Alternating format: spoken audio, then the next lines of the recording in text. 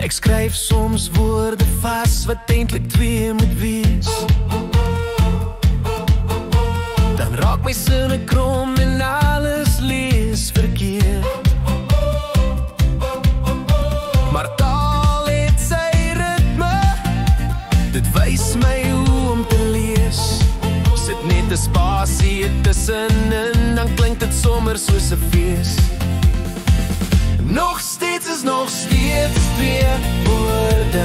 Ek vra om my verskoning om verskoning as een woord is verkeerd.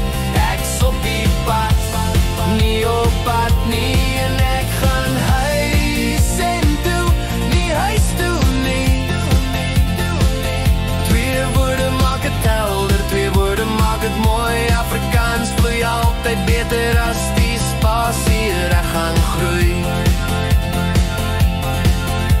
Wanneer ek te haastig raak, dan plak ek woorde vas aan mekaar. En sommer heel onverwegs val die taal se musiek uit mekaar. Maar as ek rustig lees en luister, hoor ek hoe dit word. Twee woorde net apart en skielik klink dit goed. Nog steeds is nog steeds twee woorde.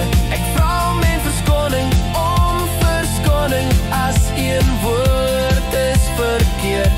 Ek's op die pad, nie op pad nie, en ek gaan huis en toe, nie huis toe nie,